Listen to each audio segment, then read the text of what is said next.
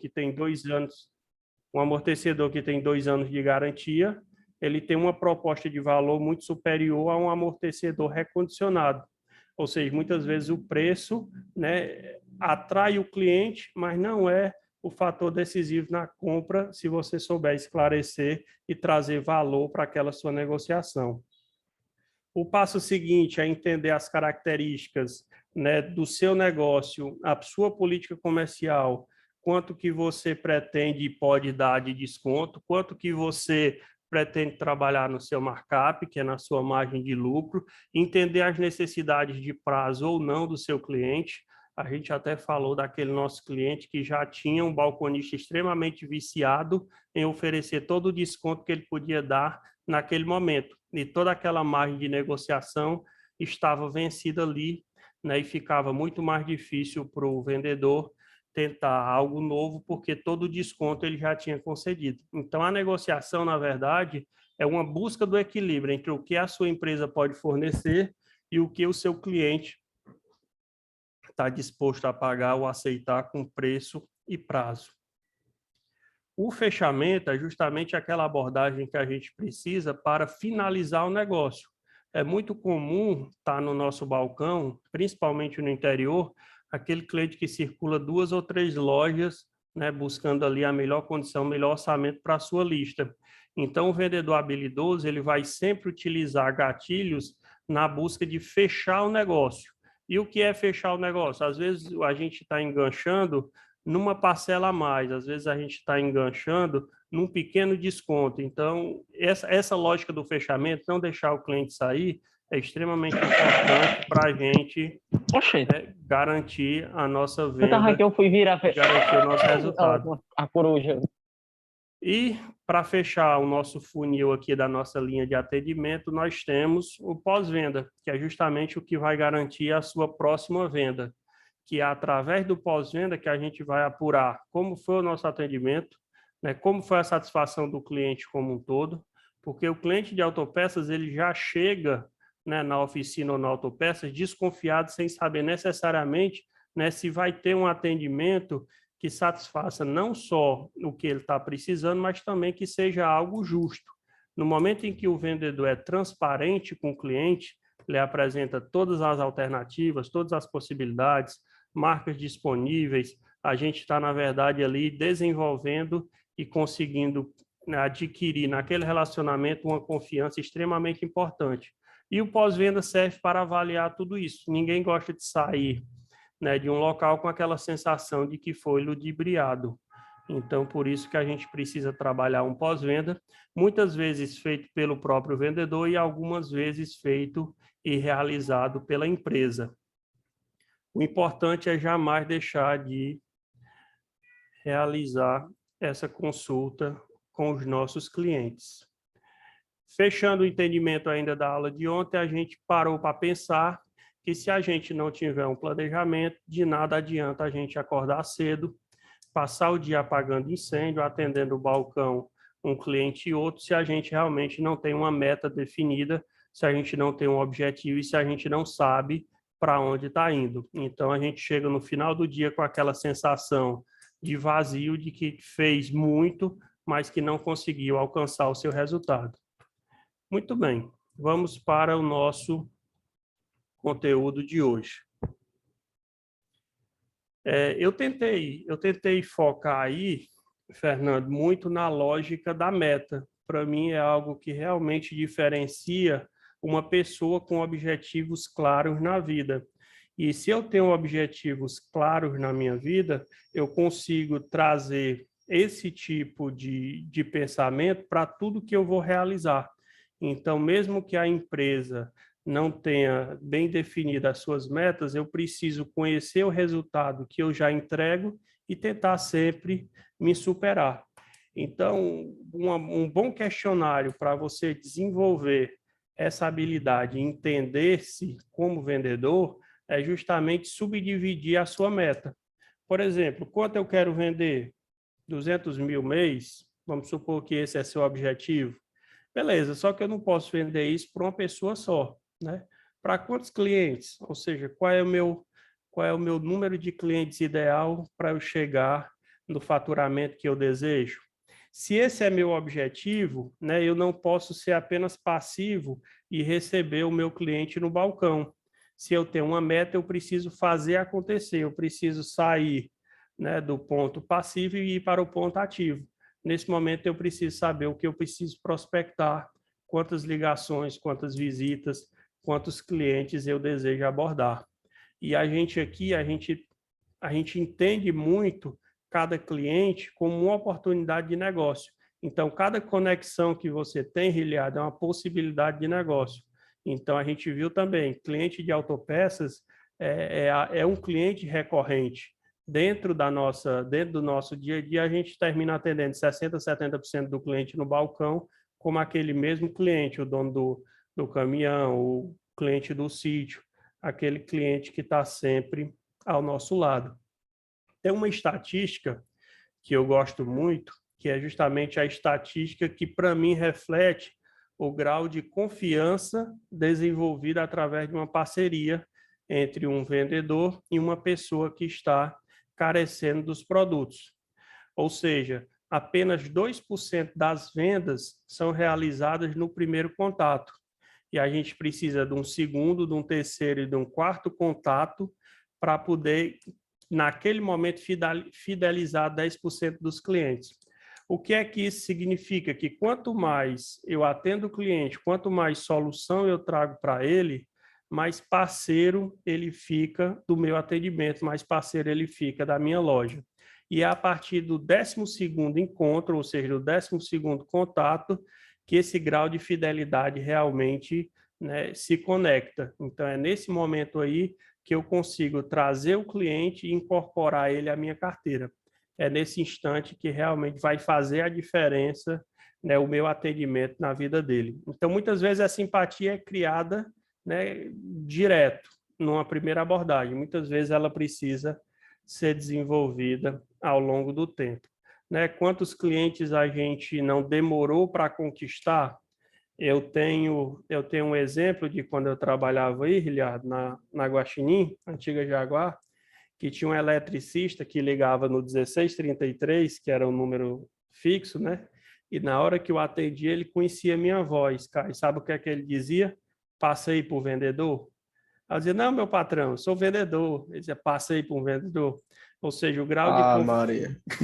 o grau de confiança que ele tinha em mim era zero, né? Não tinha confiança nenhuma. E eu precisei vamos dizer assim, de muito trabalho para desenvolver e conseguir atendê-lo. Então, são desafios que a gente passa no início e com muita resiliência, com muita força de vontade, a gente consegue ir vencendo. E tem os clientes que realmente nos dão trabalho, né? Tem aqueles que realmente complicam o fácil. E a gente precisa também trabalhar essa interlocução com o cliente, ou seja, a gente precisa ensinar ele a comprar. Então, a gente precisa dar a ele os meios. Eu, por exemplo, eu já presenteei, Caio, clientes meus com catálogos. Né? Eu tinha um cliente de elétrica que eu dei a ele um catálogo. Ele simplesmente queria pedir Fideliza, né? ele queria pedir no linguajar dele. Eu digo, faz o seguinte, eu vou lhe dar um catálogo em papel, você vai circular o que quer e me manda. E assim a gente conseguiu, porque aí ele tinha tempo para identificar os produtos que queria e depois mandar para mim. E eu já fiz isso com clientes de suspensão, que eram extremamente enrolados, e aos poucos a gente vai conseguindo vencer essas dificuldades, também qualificando o nosso interlocutor, que é o mecânico ou aquele frotista que a gente tanto se relaciona. Faz ele adquirir conhecimento também, né?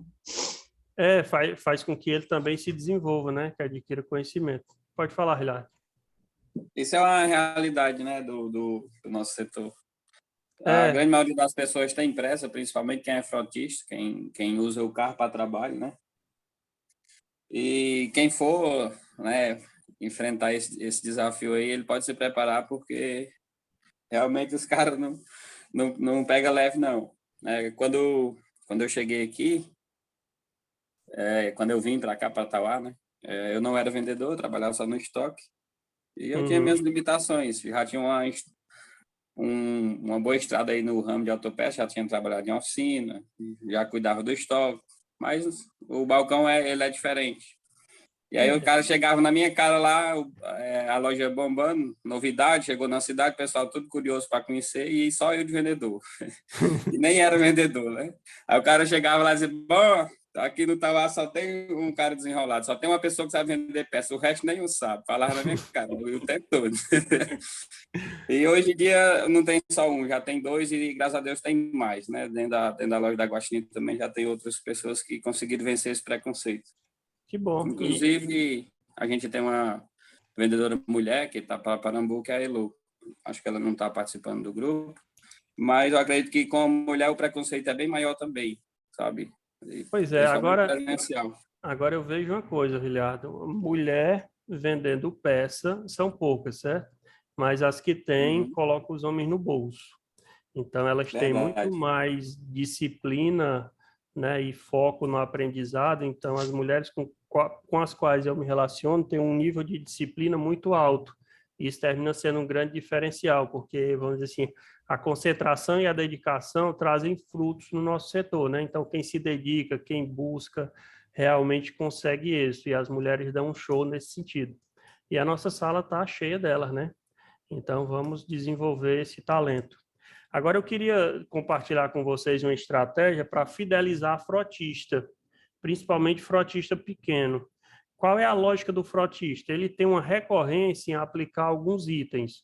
Vamos supor aqui os filtros, filtro de ar, né, filtro lubrificante e tudo. E poucos deles, eles registram exatamente o tempo que eles vão passar utilizando aquele item antes da próxima troca. Isso acontece com rolamento de centro, com jogo de lonas, e eu consegui fidelizar alguns frotistas, né, fazendo com ele o desafio da marca. Eu sugeri uma lona Cobrec, por exemplo, e eu registrava o início do uso do item e o final, quando ele vinha trocar de novo. E nem sempre, Bruno, aquele meu item tinha durado muito mais do que o outro. O que foi que eu eliminei? A sensação que ele tinha de que o item acabava muito rápido. Como ele não tinha um controle de quantos quilômetros ele rodava com aquele filtro, com aquele rolamento de centro, com aquele rolamento de roda, um dia ele olhava assim, já quebrou, né? Ou seja, ele perdeu a noção de quanto tempo aquele item circulou no veículo dele, quanto tempo ele durou. Então, no simples momento que eu passei a registrar isso com ele, eu consegui provar que Suporte Rei era um sucesso, né, que a TechFuel era um sucesso, justamente fazendo apenas o acompanhamento. E isso faz uma grande diferença na fidelização, né, do nosso público do frotista. Beleza. E a lógica do balcão também vai muito naquela publicidade do boca a boca, né? Para autopeças, aquele que vende mais barato, aquele que realmente não tem retrabalho, que é justamente aquele que vende certo. Quem conhece uma autopeças na sua cidade, que o pessoal diz o seguinte: eu só compro em fulano porque ele tem a peça. Ou seja, nesse momento o teu cliente ele descartou, né, naquele local o atendimento, o preço, a agilidade na entrega. Ou seja, ele compra ali porque aquele comerciante tem a peça para oferecer. Ou seja, essa autopeças está fadada ao fracasso, já que hoje a gente tem muito mais acesso aos estoques das distribuidoras, seja através dos softwares, e a gente tem uma agilidade na entrega. A peça que vocês, né, demandam de Fortaleza, no outro dia de manhã está aí. Então, a gente está conseguindo, através disso, essa logística mais eficiente, eliminar o mau comerciante. Então, aquele comerciante de autopeças que passa a perna no cliente, que vende com arrogância, que não tem atendimento, ele está ficando para trás. E quem é que vai, né, ser o fiel da balança e executar para a gente esse filtro? É o nosso cliente fazendo a propaganda da gente.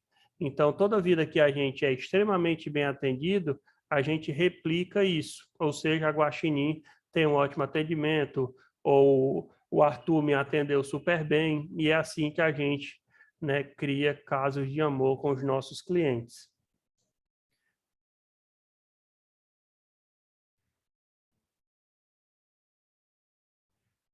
Eu vou reproduzir um áudio aqui muito legal, não sei se vocês conseguem ouvir, fiquem aí de olho. Oh, peraí.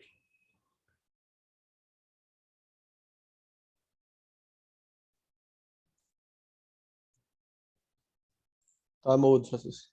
Tá no mudo? Tá. Que pena, mas eu tenho um cliente que ele é tão legal comigo que ele diz que só tem eu, Xande Avião e Marília Mendonça. Aí eu fico todo encantado quando ele diz isso. Então, assim, a gente utiliza esses casos aí para mostrar o quanto que a gente, né, gosta do cliente e essa recíproca é muitas vezes verdadeira. Aqui é um... Francisco, Diga lá. na abordagem de uma garantia, porque é um problema que a gente tem muita dificuldade, é a garantia com o cliente, para convencer o cliente, que é um mercado que o cliente geralmente quer pressa, né, naquilo. Como é que você resolve isso?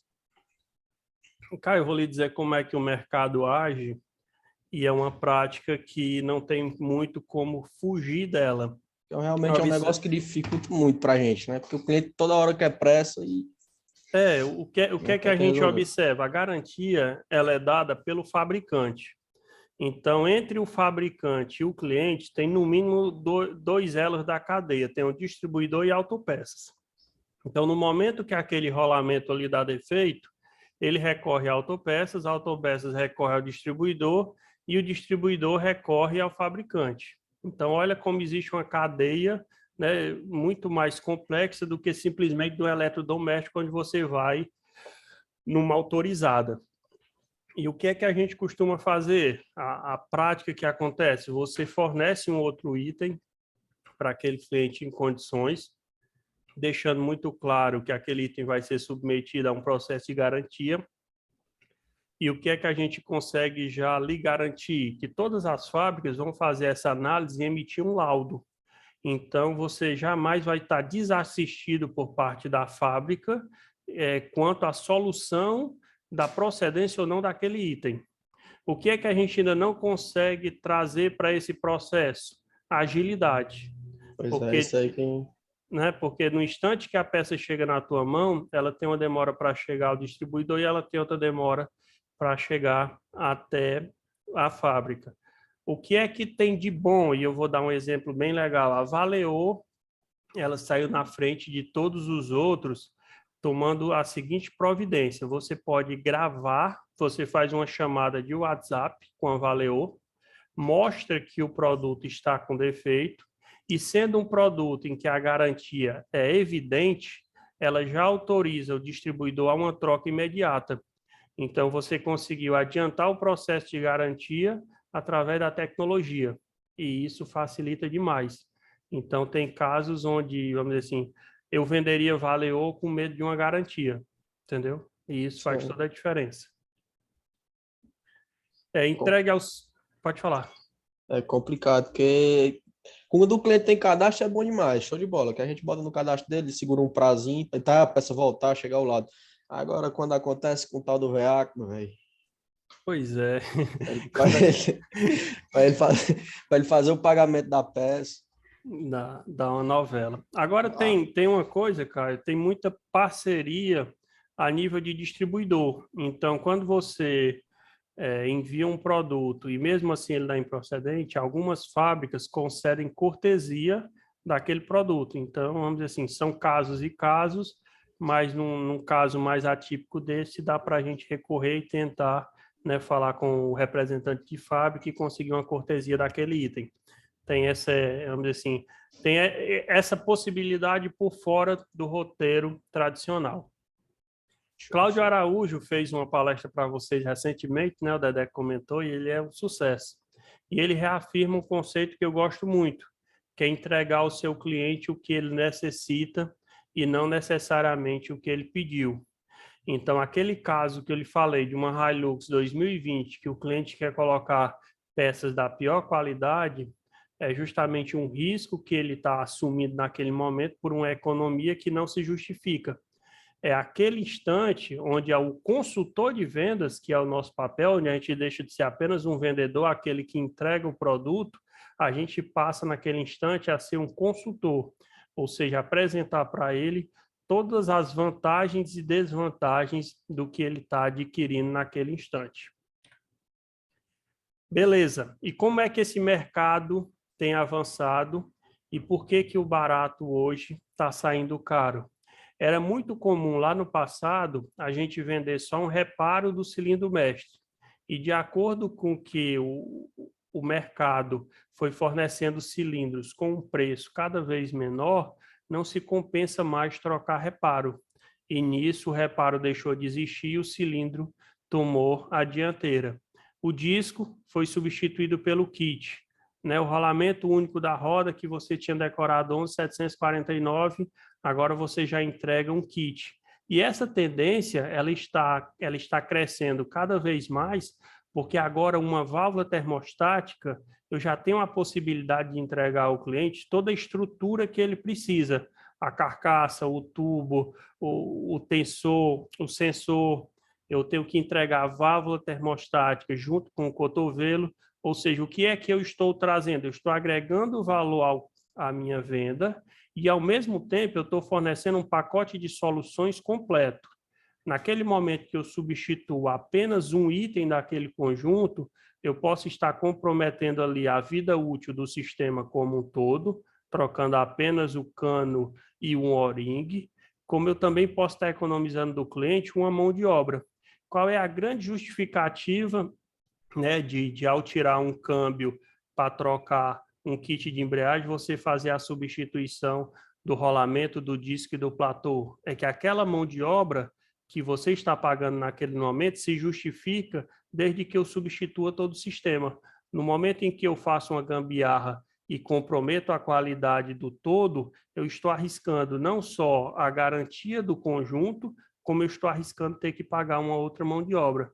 E tu sabe, Caio, que o item a gente consegue a garantia mesmo com dificuldade. E a mão de obra do mecânico, meu amigo, ele não dá garantia, não. Mão de obra do mecânico, ele vai lá, aperta e ele quer de novo.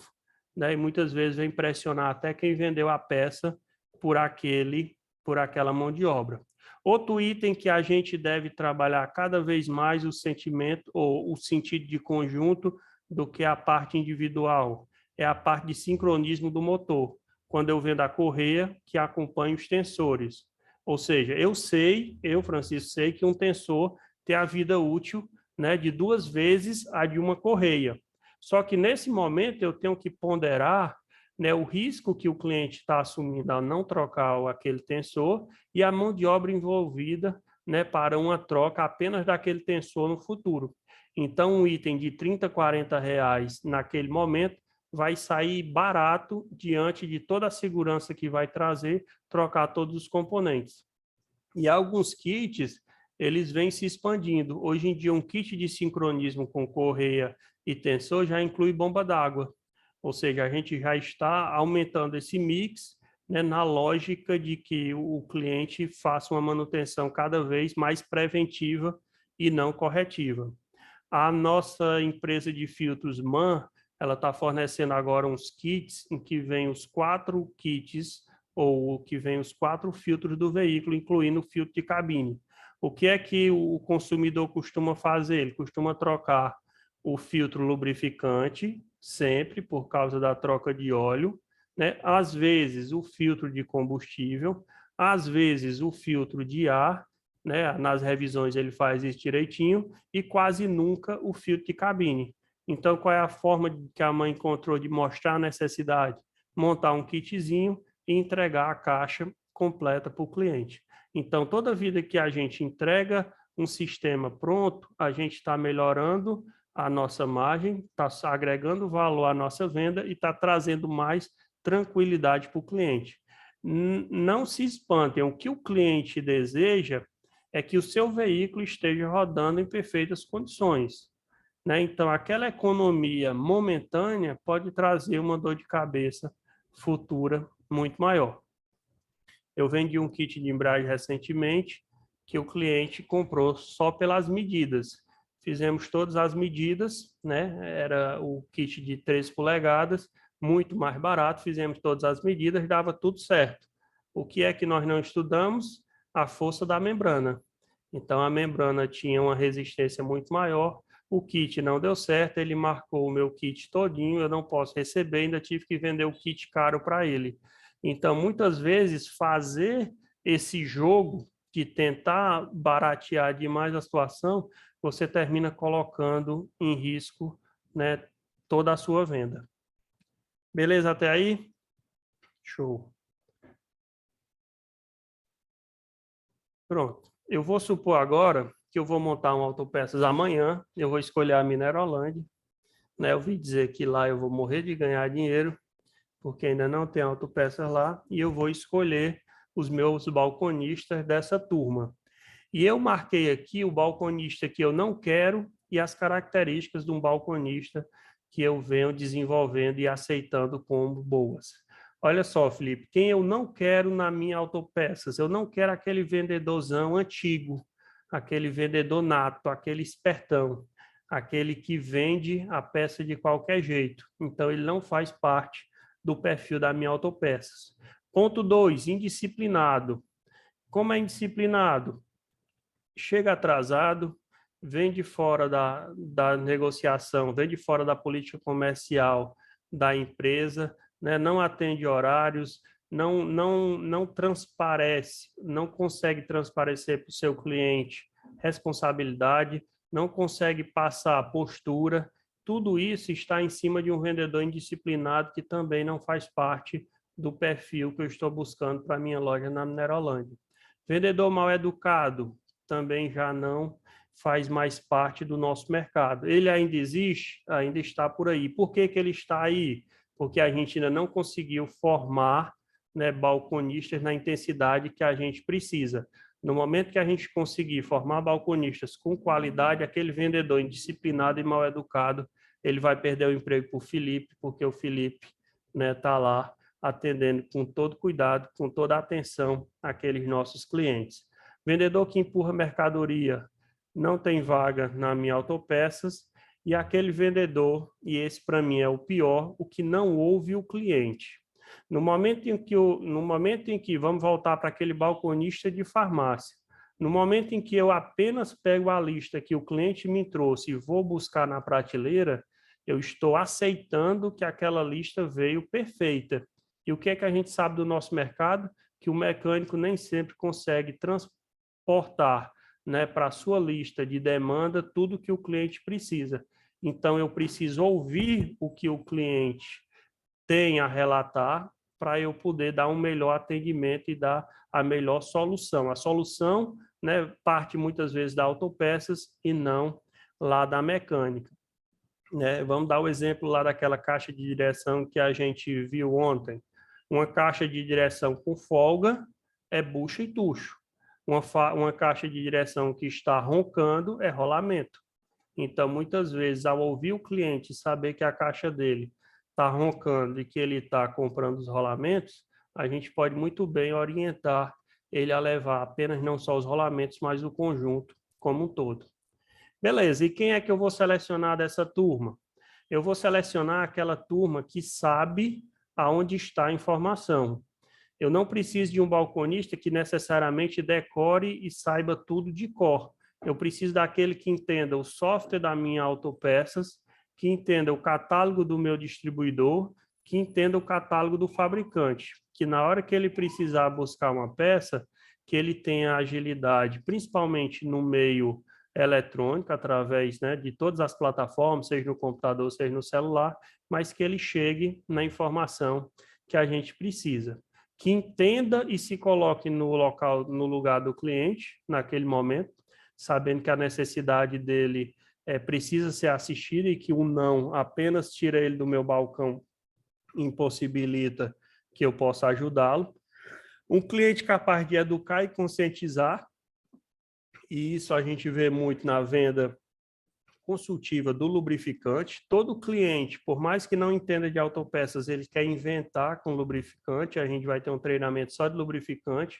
A primeira coisa que ele pede, Arthur, é um óleo mais grosso, né? Meu carro já rodou muito, me dá aí um óleo mais grosso.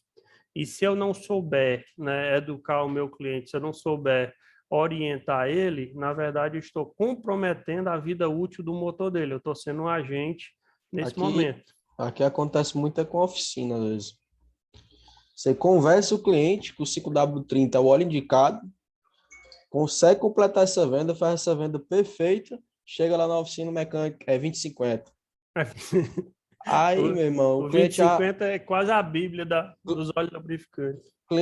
o cliente se chateia contigo, né? Porque você parece que teve que indicar o óleo errado para ele, só empurrou, e você ainda coloca o óleo errado do carro. Beleza, o que é que eu faço? Uma dica que eu sugiro para o balcão. Tem um catálogo muito bom que a gente vai ver no treinamento de lubrificantes, que é o da Petronas. O que é que eu já sugeri para balconistas que me abordaram com essa dificuldade? Né? Eu peço que ele busque lá no Petronas a recomendação baseada nas informações que o cliente está dando, de motor e de ano, mostra para ele claramente a recomendação, entendeu? Com todo o respaldo da Petronas por trás. Em seguida, faz sua argumentação e faz sua venda. Naquele momento, você está colocando em xeque, vamos dizer assim, de um cliente que seja esperto, né, que seja inteligente, você está colocando em xeque o papel do mecânico que está indicando um óleo não recomendado para o seu veículo. Então, assim, no momento que você apenas falou que era o 530 e o mecânico falou que era o 2050, a tendência do cliente é ficar com a opinião do mecânico que ele considera mais preparado. E no momento que eu mostro, né, eu termino trazendo autoridade para a minha fala. E eu tenho mais uma dica. A Toyota disponibiliza no seu site o manual do veículo de forma muito rápida. Você preenche você preenche o veículo e o ano, e ele tem um manual do veículo. E ali no manual, rapidamente, você chega nas primeiras páginas, na aba de lubrificantes, e você consegue mostrar o que realmente está no manual do veículo. E era o que todo mundo devia seguir. Essa aí é a minha dica, cara.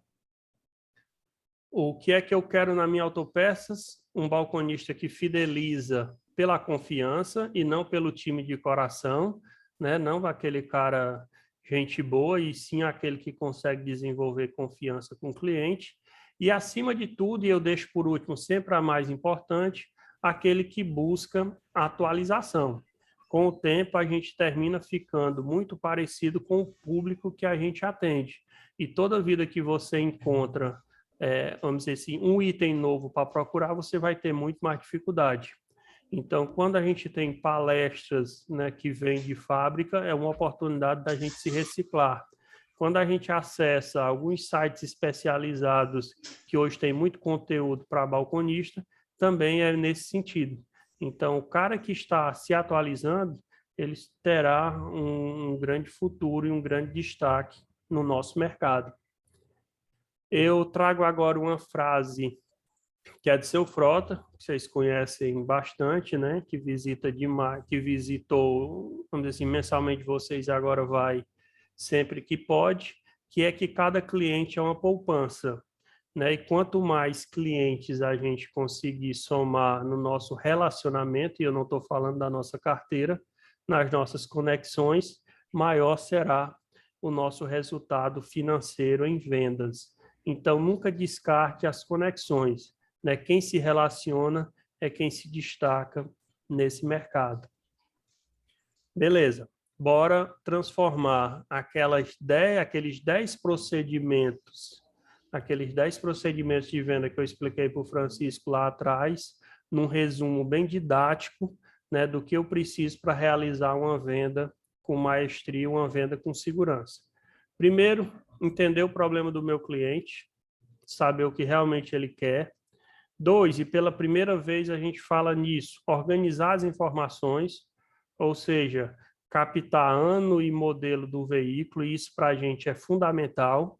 E eu tenho 2 sites para compartilhar com vocês. Eu tenho o Bibi Peças, que quando o cliente se enrola, você consegue, através da placa, encontrar os dados do veículo, e isso diminui o número de erro imensamente, né? Porque geralmente a gente erra quando a gente não tem informação. O trabalho do balconista é juntar pedaços, começa a juntar pedaços de informações, tem A, não tem, né? E a gente começa a juntar todo esse quebra-cabeça para encontrar a peça certa.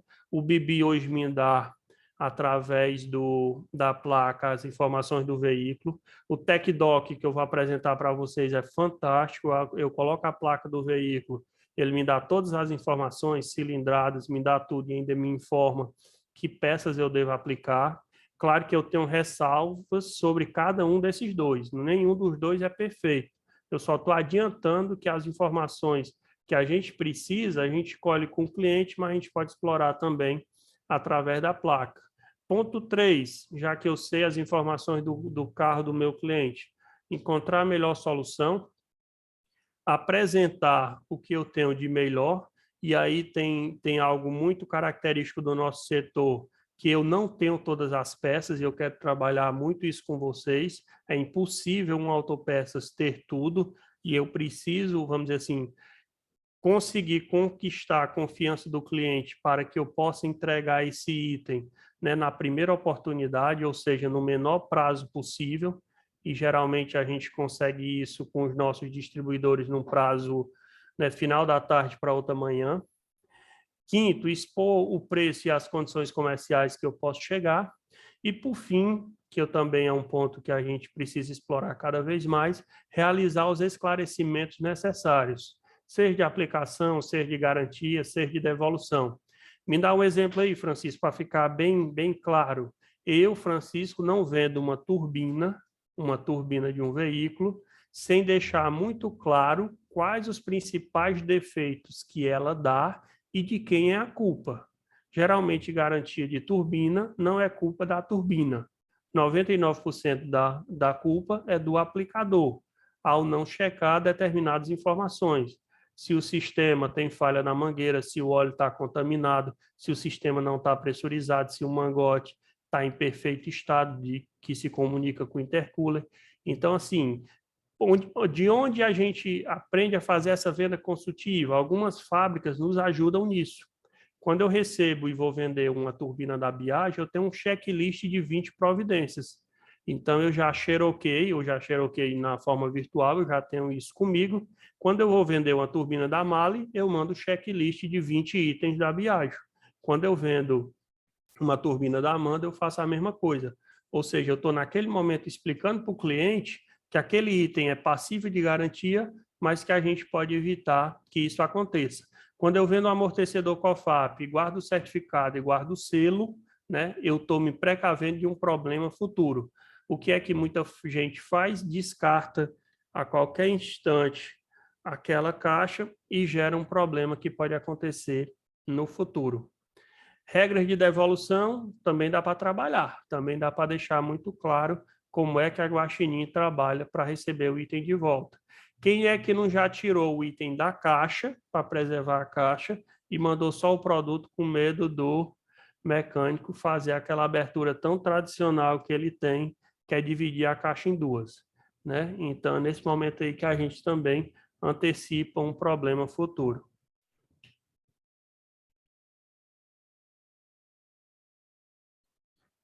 Como aumentar as vendas de quem já está, né, atuando ali na frente do balcão? Eu gosto de trabalhar 3 conceitos. Os dias úteis, que toda vida que eu fraciono a minha meta e meu objetivo por dia, a carga termina sendo mais fácil de acompanhar. E aqui vem um problema, eu vou até me distanciar para falar com vocês. O que é que acontece? Durante o mês eu tenho que vender 5 mil por dia para eu entregar 5 vezes 2, para eu entregar 100 mil no mês. O que é que acontece? No começo do mês eu vendo isso aí naturalmente. No meio do mês, que eu deveria me esforçar, eu deixo para depois. E no final do mês, aquilo que eu devia ter, vamos dizer assim, entregado diariamente, agora está muito mais difícil de alcançar, porque eu deixei tudo para a reta final do mês.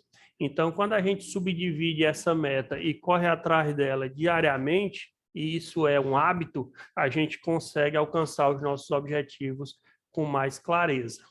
Trabalhar a demanda, que é justamente demanda em autopeças, ela não é uma demanda que você consegue expandir na velocidade que você deseja. Vamos lá, se eu criar uma promoção de bateria. Eu vou criar uma promoção aqui de bateria de 60 amperes e vou vender muito mais barato. A pergunta é, Riliardo, eu vou conseguir vender bateria para quem não quer bateria? Para quem não está precisando da bateria? Dificilmente uma pessoa... Responda aí. Eu vou criar promoção de bateria, eu vou conseguir? Não, dificilmente. Dificilmente. De bomba d'água, vamos queimar a bomba d'água aqui no mercado, né? Quantas pessoas vão fazer estoque de bomba d'água esperando que a sua estoure?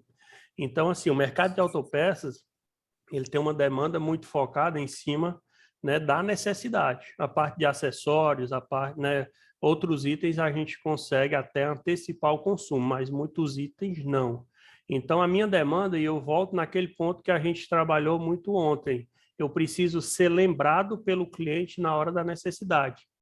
Então, quando eu trabalho demanda, eu trabalho relacionamento, eu trabalho posicionamento de mercado. Eu tenho que estar na lembrança do meu cliente para que no momento da necessidade eu seja uma opção de escolha. E se eu não posso gerar, ou se eu não posso oferecer para ele bomba d'água que ele não vai comprar, né, eu posso estar na lembrança dele para vender a palheta que ele está precisando. É possível eu trabalhar a demanda dentro da minha loja? É.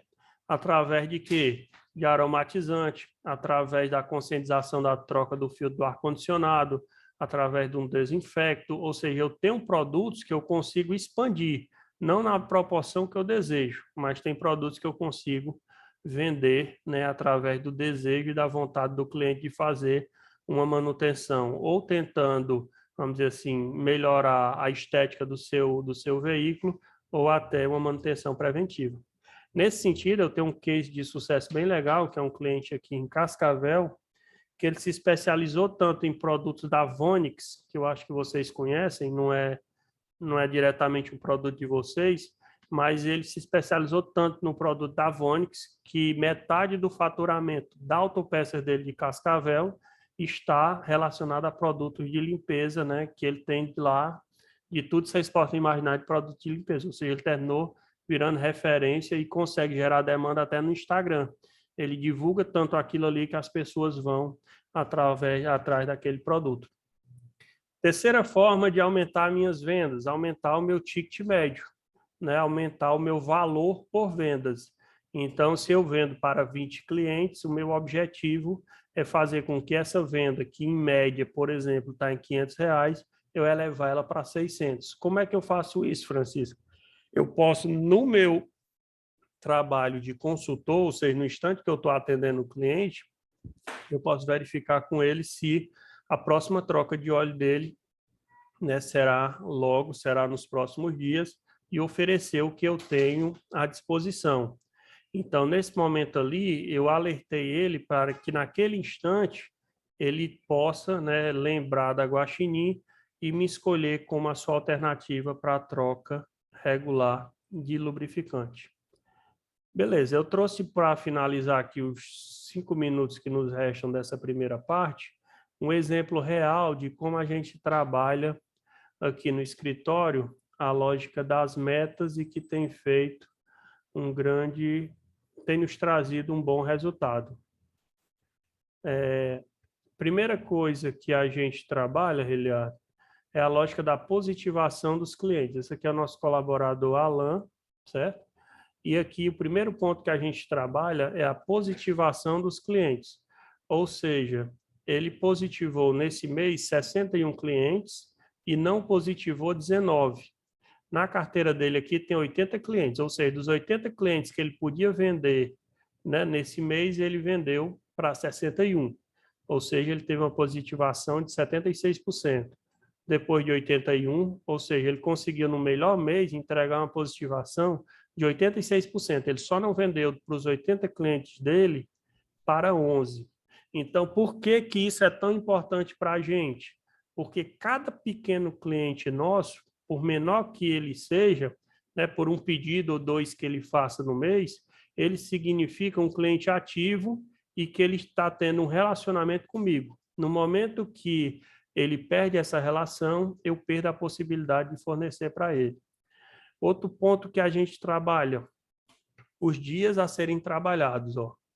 20, 20, 22 dias, o mês que eu tive com mais dias foi 22. E a gente cria aqui no escritório a média do ano passado, a meta número 1 e a meta número 2. Aqui, na verdade, é o que ele fez. Então, a meta dele era 18 mil, a meta 1, a meta 2 era 20 e ele fez 21. Por isso que o gráficozinho dele aqui superou as duas linhas. Francisco, e por que é que tem duas metas? Porque uma meta é a que eu quero como gestor da Autopeças e a meta 2 é a meta da superação. E ele vai correr atrás disso aqui só por satisfação pessoal? Não, a gente tem que injetar bônus para que o cara interesse-se, né, e vá atrás disso. Por que que é importante eu trabalhar a meta dia? Porque eu posso muito bem, no mês de 22 dias, eu fazer um volume muito maior do que no mês de 17 e achar que eu vendi muito mais, quando na verdade apenas o meu mês teve mais dias. E no momento que eu divido isso por dia, eu sei que eu preciso colher dele por dia 18.915. Então, essa é a forma como a gente trabalha, ou seja, buscando por dia para poder chegar na meta mês. Aí, como foi o desempenho desse colaborador aqui, ó? Ele bateu a super meta, que era a 2, em 10 meses e ficou na meta 1 em 2. Francisco, se só existisse a meta 1, será se ele teria conseguido alcançar a 2? Possivelmente não, entendeu? Porque você precisa ter um objetivo, você precisa mirar nas estrelas e ir o máximo que você conseguir. Dúvidas da fase 1, antes da gente fazer a pausa de 5 minutos? Deixa eu interromper aqui.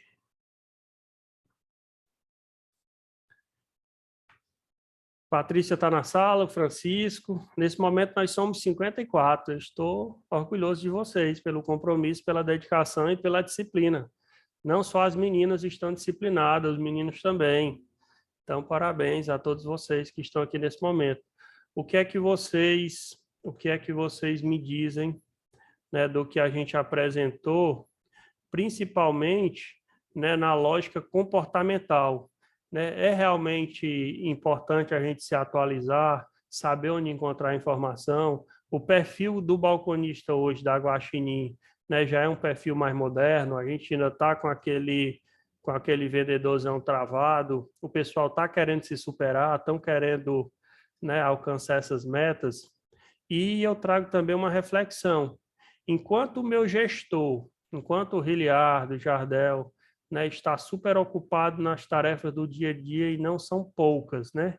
Quem está trabalhando e desenvolvendo a minha equipe, né? Quem está trabalhando e desenvolvendo os meus balconistas. A gente está tendo tempo para isso, né? Como, vamos dizer assim, porque cada um desses dois que eu citei são o alicerce e a âncora desses estabelecimentos, né? É neles que a gente se espelha. Então, a gente precisa também puxar um pouco desses gestores uma atenção no desenvolvimento individual de cada um de vocês. Joguei pesado agora, viu? Arrumei umas 3 intrigas, mas essa aí é o ponto para a gente melhorar. Então, está todo mundo satisfeito com o atendimento que tem na sua Autopeças?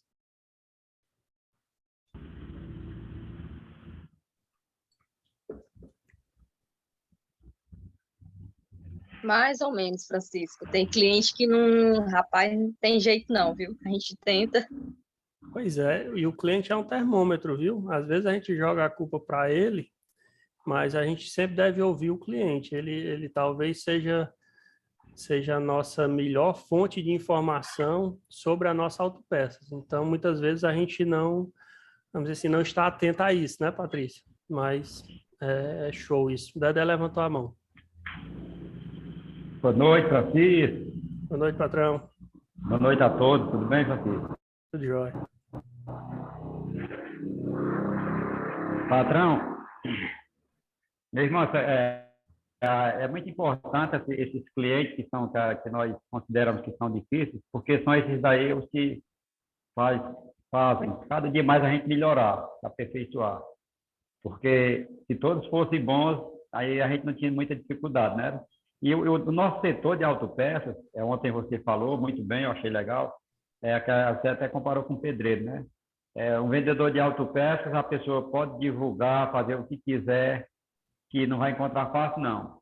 E às vezes, quando você encontra, Francisco, vem com aqueles vícios que você falou hoje, que eu acho assim, muito, eu converso com os meninos e tudo, é assim, eu não sei por quê, o que é que a gente consegue fazer inconscientemente, a gente consegue passar para a nossa equipe, para os nossos liderados, essa questão do atendimento, de buscar mesmo resolver o problema do cliente.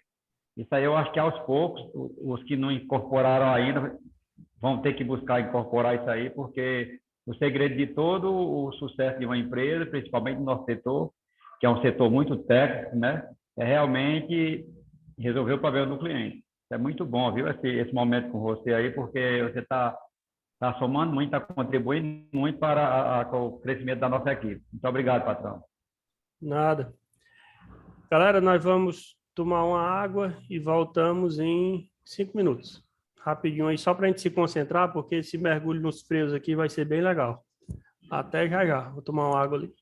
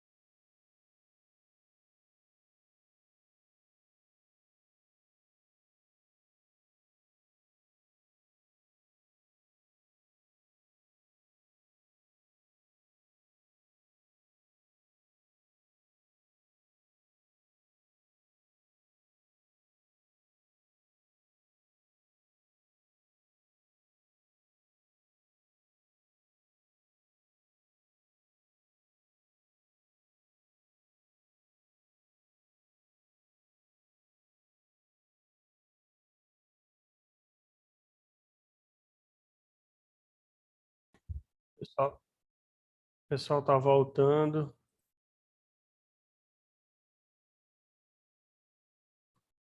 Boa. Beleza. Vamos fazer uma viagem bem legal agora, pessoal.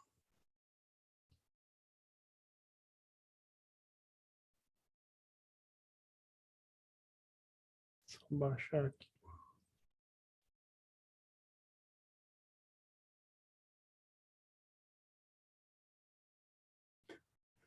Bora lá. Patrícia, que não me deixa conversando sozinho. Me disse Bora. que ela tá de volta. Oi, gostei. E é rápida no microfone. Nina tá Bora, bora. aqui. Bora. Seguinte. Nosso dia 2, segundo momento. Não sei se vocês estão vendo. Patrícia, fala aí só para poder aparecer a sua imagem e a blusa do balconista. Não, tem que falar. Abre o microfone. Na versão passada... beleza. Aí a Patrícia com a blusa do balconista. Na Se eu versão soubesse, tinha me passada... arrumado hoje. Foi mal, tá usando você. A gente presenteou com essa blusa. Agora a gente vai vender, viu, Patrícia? Aí eu Vixe, divido Maria. contigo. Eu já pensei que eu ia ganhar de novo Vai ganhar esse ano. outra. Tá certo. Era. Não, você ficou muito bem. Parabéns. Obrigado aí. Bora lá. Pessoal, me diz aí se está com slide. Não. Não, né? Bernardo, você quer falar antes da gente começar?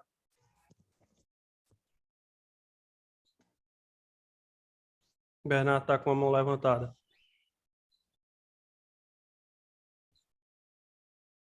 Acho que não. Agora sim, né?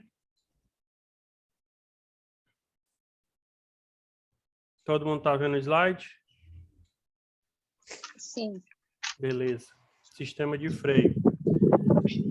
Pessoal, só nivelando a nossa turma, a gente tem um pessoal que está começando a entender, então a gente vai devagar e até na velocidade de explicação mais lenta e vocês podem me interromper no momento que desejarem.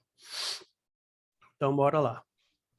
Como é que tudo começou? Tudo começou com o nosso sistema de direção ontem, e agora que a gente já sabe guiar o veículo para a direita e para a esquerda, é hora da gente aprender a pisar no freio, que é uma providência extremamente importante.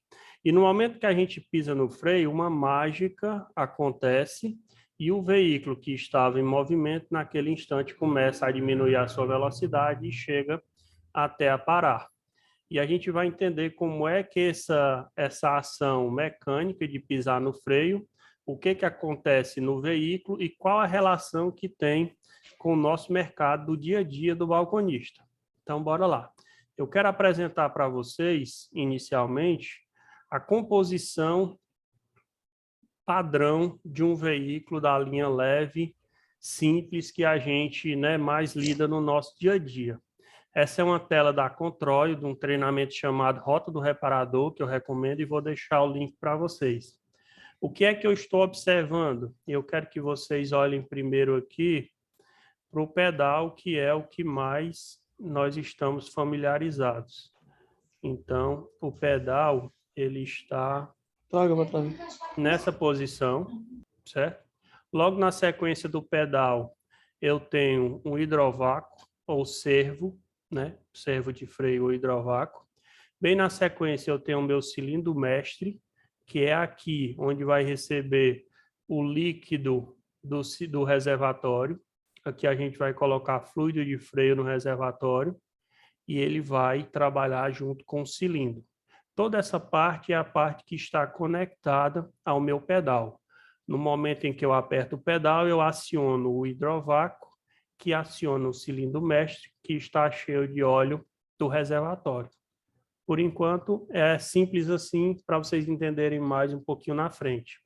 No momento em que eu faço essa ação de pisar no freio, o óleo que eu estou bombeando a partir do cilindro mestre começa a percorrer esses canos, indo para a roda dianteira através de canos, chegando com flexíveis, com mangueiras, e essas mangueiras vão alimentar com o óleo, com o fluido, as pinças, e essa pinça vai exercer uma pressão sobre o disco que está girando, né? E entre a pinça e o disco tem uma pastilha de freio, e esse ato da pastilha encostar no disco vai causar um atrito e vai diminuir a velocidade do veículo.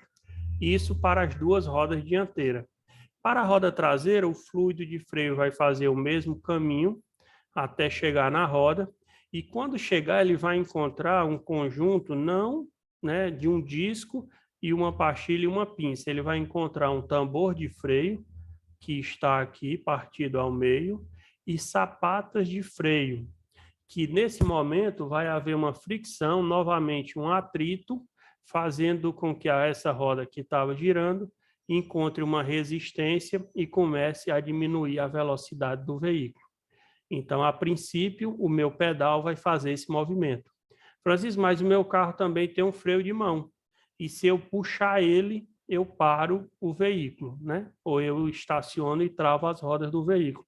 O sistema do freio de mão é uma alavanca, não deixa de ser uma alavanca, onde eu aciono puxando ela para cima e ela vai puxar esses cabos, aqui a conexão é através de cabos, e esses cabos vão acionar as mesmas sapatas de freio e elas vão fazer o mesmo contato com o tambor e através disso eu consigo que o carro fique parado. Aí uma pergunta muito simples, por que é que eu não diminuo a velocidade do meu carro puxando na alavanca em vez de pisar no pedal de freio, né? É a mesma lógica. Olha só como as coisas vão começar a fazer sentido do sistema fechado e o poder que tem o fluido sob pressão, certo? Observe. No momento em que eu puxo a alavanca do freio de mão, eu estou fazendo um esforço manual, puxando um cabo e tentando parar o carro. Então, nesse momento, a minha força é praticamente de 1 para 1.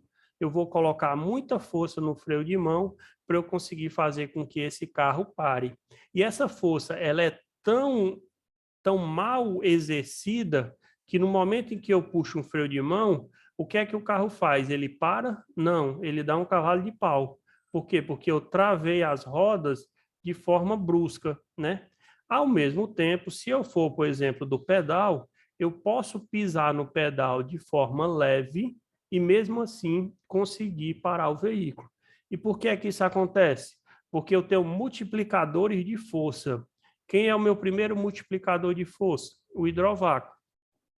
Para cada 1 kN que eu coloco de força, para cada pé que eu escoro sobre o pedal, o meu hidrovácuo ele potencializa essa força, acionando o cilindro mestre, né? Por isso que ele dá leveza no pedal, e o óleo faz o trabalho hidráulico, que é justamente pressionar as pastilhas e as sapatas contra os discos e contra os tambores. A nossa aula de hoje tem umas animaçõezinhas, ó. Olha só que bonitinho aqui, ó. O carro está em movimento, o óleo está parado, o óleo está fazendo esse circuito aí do amarelo. No momento em que eu pressionei o pedal, o óleo se deslocou e parou o veículo e parou as rodas. Eu quero que vocês observem, ó, mesmo que eu descrevi, no momento em que ele acionar o pedal, a linha amarela vai se locomover, que é o óleo se movendo até a roda, e a roda para de girar. Uma ilustraçãozinha simples para a gente entender como é que o sistema funciona. Aí eu tenho, olha só, eu tenho aqui as conexões indo para as rodas, na dianteira disco e na traseira tambor. Francisco, e por que é que as montadoras não utilizam o sistema mais eficiente e se dividem, né? Tambor para traseira e disco para dianteira? O sistema de freio a disco é um sistema mais caro. Então, assim, como elas consideram, e eu também considero o freio na dianteira muito mais importante, porque no momento em que você breca o veículo, o peso maior está concentrado na dianteira, que é justamente por causa do motor, esse breque ele tem que acontecer primeiramente nas rodas dianteiras. Se as 4 rodas pudessem ter freio a disco, seria o ideal.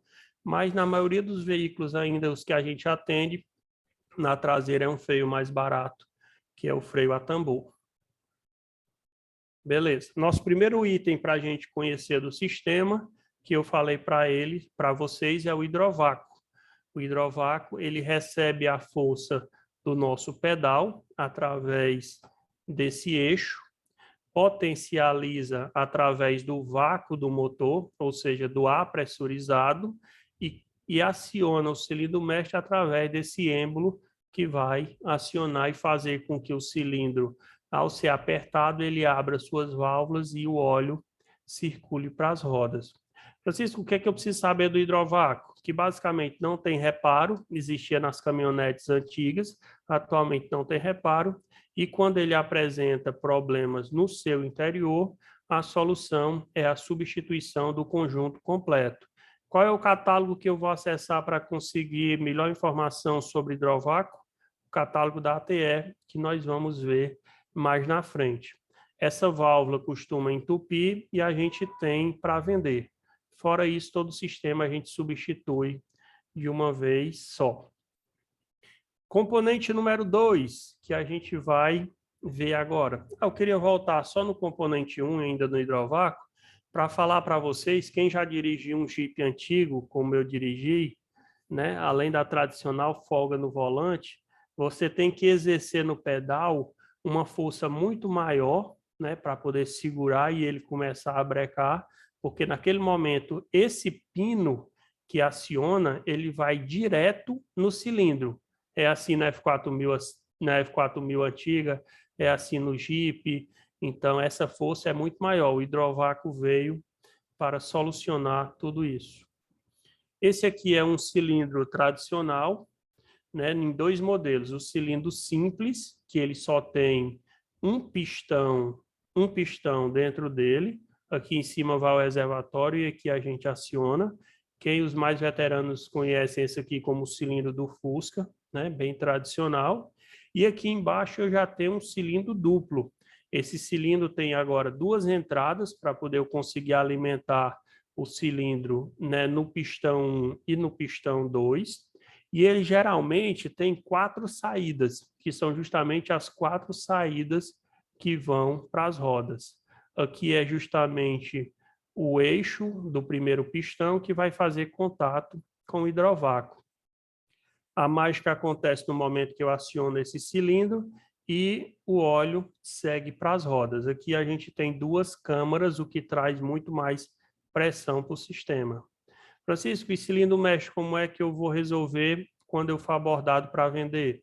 Primeiro que o pessoal não vai chamar cilindro, vai chamar burrinho, né? Eu quero burrinho mestre. Aí vocês, né, vão ter 2 opções. Uma, vender o reparo, que está praticamente em desuso, a gente só tem reparos hoje mais das caminhonetas, e no geral a gente vai substituir ele como um todo. A gente pode substituir ele sem o reservatório, ou pode já vender ele com reservatório. Catálogo bom para a gente fazer isso, catálogo da Controil. Também a gente vai ver um exemplo mais na frente. Boa. Vamos começar a entender os sistemas. Olha que eu estava lá dentro do carro. Eu vi o pedal, eu vi o hidrovácuo e vi o cilindro mestre. Aí eu estou considerando que o óleo vai chegar na roda. No momento que ele chegar na roda, ele vai atuar sobre o disco através das nossas pastilhas de freio. Deixa eu mostrar a animação seguinte, a gente volta para essa lâmina.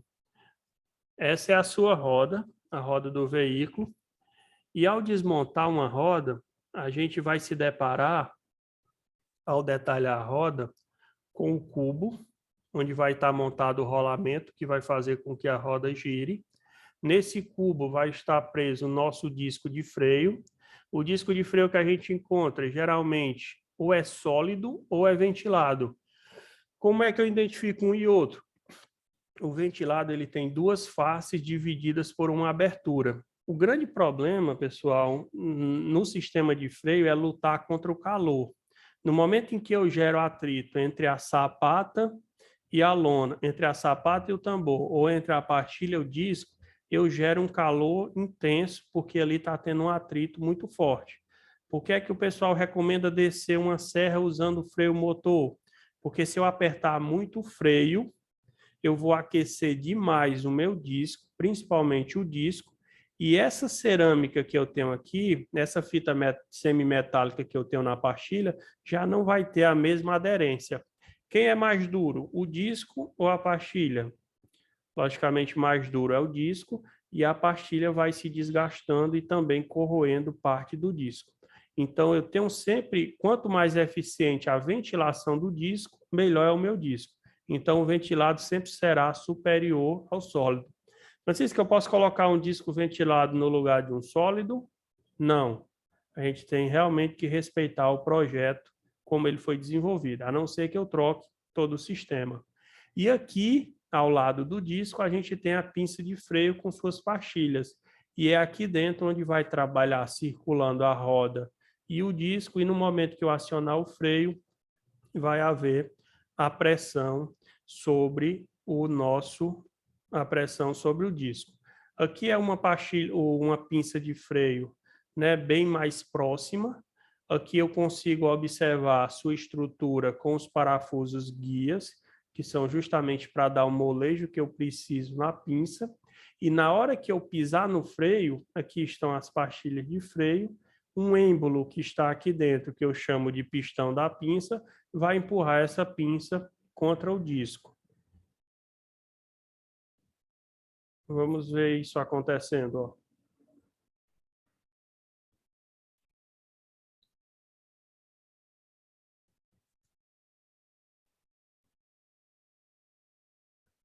No momento em que eu piso no freio, o pistão faz esse movimento, né, saindo de dentro da pinça e pressionando a pastilha que está aqui dentro. Eu acho que deu para todo mundo perceber. Vamos ver isso agora, né, em movimento. Observem a mangueira que está fornecendo óleo, e no momento que eu piso no freio, que o óleo aciona e pressiona o pistão, esse pistão vai se deslocar, ele vai se deslocar pressionando a pastilha.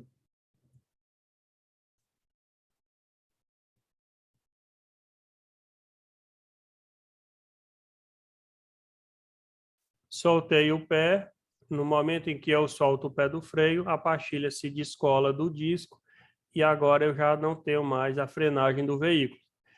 Então, tudo acontece, eu fico ouvindo um áudio em inglês. Vocês estão ouvindo só minha voz ou estão ouvindo em inglês também? Só a sua voz. Ah, beleza, e eu incomodadozinho aqui. É o seguinte, ó, toda a mágica acontece no momento em que eu piso no freio e injeto o óleo dentro da câmara. A câmara, ela só vai adiante porque tem anéis de borracha, e esses anéis de borracha fazem com que o sistema fique pressurizado. Então, eles movimentam o pistão pressionando a pastilha trava e começa a frear o veículo. Então, esse é o movimento que a gente enxerga no freio a disco para poder parar o veículo. Simples até aí? Beleza. Olha o exemplo que eu tenho de disco sólido, numa lâmina só, e disco ventilado com duas lâminas, né? O disco sólido pega muito mais calor. É muito comum, na descida de serras também, roda de caminhão pegar fogo. Por que que ela pega fogo? Porque o tambor aqueceu demais, porque, de certa forma, os componentes, né, ali dentro, como as borrachas dos cilindros, elas são inflamáveis, e até a própria composição da sapata também ativa o fogo, a graxa que está ali. Então, a roda do caminhão pega fogo por causa do superaquecimento. Então, a gente tem sempre que lutar, e o disco ventilado é muito mais eficiente do que o disco sólido nesse sentido. Vamos conhecer um pouquinho sobre a pastilha de freio que está dentro do sistema, certo?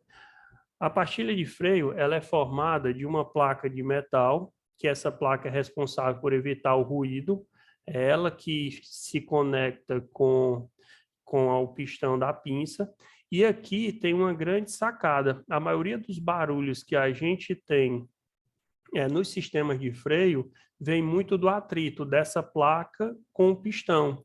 Ela cria uma folga, porque a pastilha já está tão desgastada que ela fica afastada do pistão e começa a criar ruído.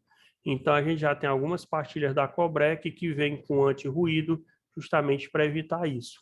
Aqui eu tenho uma placa de metal que vai sustentar a minha cola e, em seguida, uma composição de fibrometálica que é menos dura do que o disco e, com isso, eu consigo desgastar a pastilha, né, e desgastar menos o disco. Então, a composição de uma pastilha ela foi feita para acabar, né? Ela foi feita para se desgastar. E qual é a relação de gasto da pastilha versus o disco? Eu consigo ter uma relação de 1:2. Eu consigo trocar 2 jogos de pastilha para poder trocar um jogo de disco, sem comprometer a segurança do meu sistema. Claro que eu devo fazer uma avaliação. E no próprio disco, ó, Ailton, lá tem especificando quanto de tolerância eu tenho de desgaste, né? E isso é muito importante. Se eu tenho muito desgaste no disco, eu trocar apenas a pastilha não vai resolver, porque o disco já está tão desgastado que para a pastilha fazer o atrito ideal, ele já vai ter que comer bastante material da pastilha. Imagina uma ondulação, o disco já está tão ondulado que a pastilha, como é lisinha, na hora que ela bater no disco, ela não vai casar toda a sua estrutura, ela não vai ter, né, uma completa aderência, e isso vai comprometer inicialmente, até ela se desgastar e absorver aquela forma irregular do disco, ela vai frear com baixa qualidade. Beleza, conheci a minha pastilha de freio. Agora eu quero mostrar para vocês esse corte de como uma coisa simples nem sempre é percebida por todos nós. Observe, no momento em que eu injeto o DOT ou injeto o fluido aqui, esse pistão vai vir para cá, concorda? No momento que ele vier para cá, eu tenho uma pastilha fazendo contato com o disco. Só que para eu ter eficiência, eu preciso que as duas façam contato.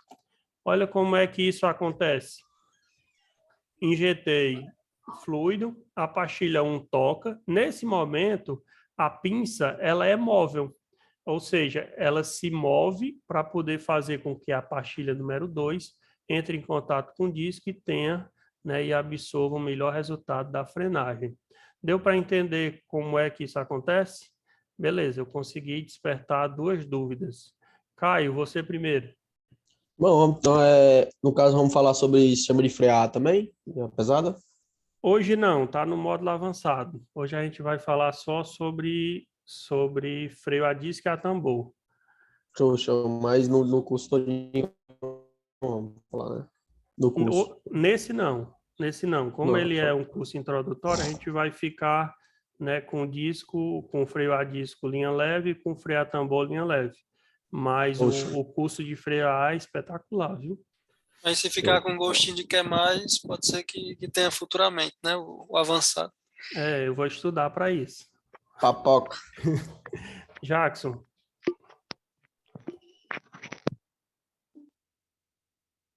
Jackson levantou a mão.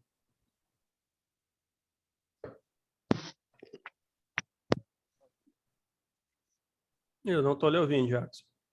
Desculpa, deixa eu ver aqui.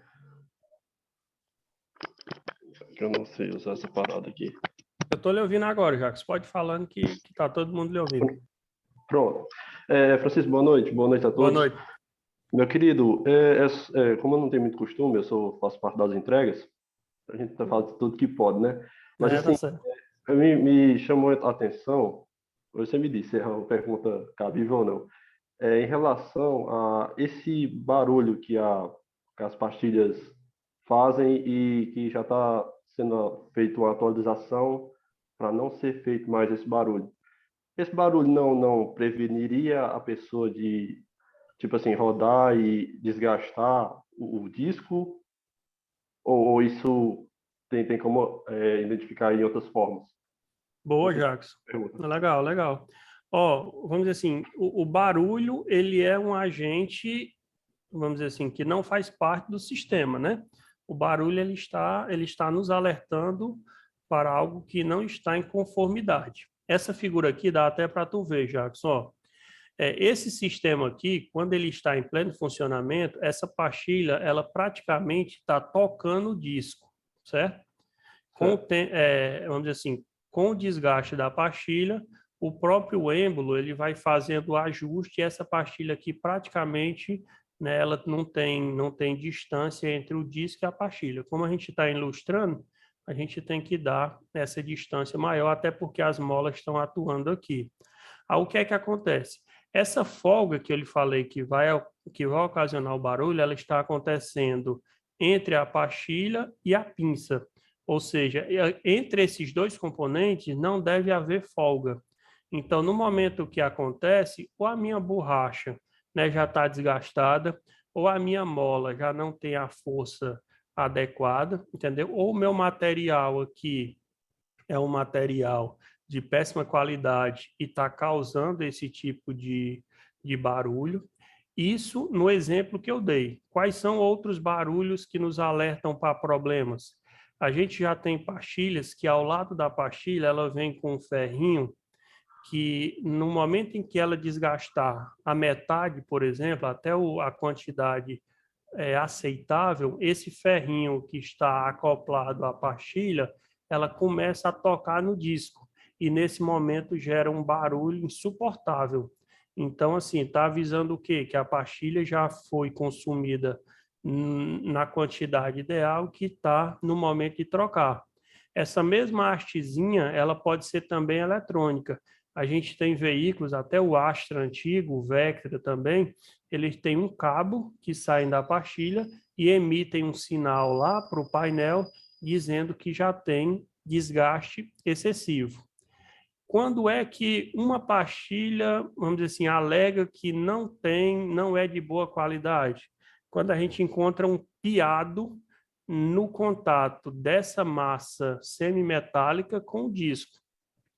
É muito comum quando você tem um produto de baixa qualidade e essa composição ela não, vamos dizer assim, não é homogênea, no momento em que você pisa no freio, o carro faz um piado, ou seja, esse atrito aqui está sendo um atrito de um material que não tem uma boa qualidade contra o disco. Aí ele termina gerando esse piado. Isso aí já condenou muita marca a rever a qualidade do seu material, entendeu? Então, isso aí condena marcas no mercado. O restante dos barulhos são sinais que a gente precisa corrigir no sistema. Na hora, Francisco. Obrigado pela explicação. Valeu. Valeu, Obrigado. pode interromper sempre. Valeu. Beleza. Freio a disco. Legal. Eu prometi a vocês que a gente vai sempre praticar, né? E eu tenho uma sugestão inicial. Francisco, uma pergunta da Juliana no chat aí. Eu estou sem acesso ao chat por causa da apresentação do slide. Tu puder ler para mim?